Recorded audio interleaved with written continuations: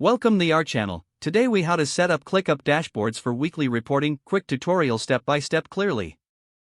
To set up ClickUp dashboards for weekly reporting, begin by logging into your ClickUp account. Navigate to the workspace where you want to create your dashboard.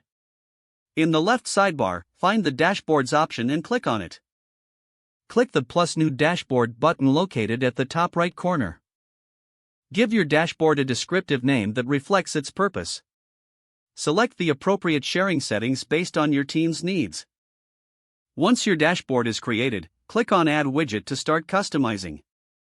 Choose a widget type that aligns with the data you want to display, such as a task list, chart, or productivity report. For weekly reporting, consider adding the Tasks widget to monitor progress. In the widget settings, set the desired filters to narrow down the tasks to this week. Customize the display settings to show the status, assignee, or due dates as needed.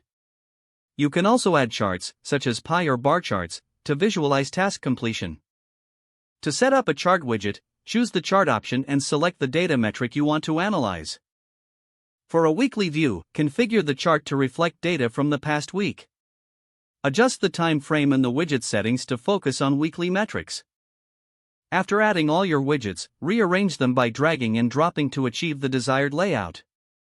Save your dashboard configuration to ensure you don't lose any settings. Now, your ClickUp dashboard is ready to capture weekly reports effectively. To view your dashboard, click back into the Dashboard tab anytime. Regularly update your widgets for a complete and accurate reporting experience. With these steps, you can efficiently track your team's progress on a weekly basis using ClickUp dashboards. If the page does not load, refresh the browser or try again in a private or incognito window. Make sure you are using the correct email address, then retype it carefully to avoid small typos. If your password is not accepted, use the reset option and create a new strong password you can remember. Check your spam folder for verification or security emails, then complete any requested confirmation steps. Enable two-factor authentication if available to improve account security and reduce unauthorized access risk. After signing in, review your profile details so your contact information and settings are accurate and current. If you see an error message, note it down and try again after restarting your device and internet connection.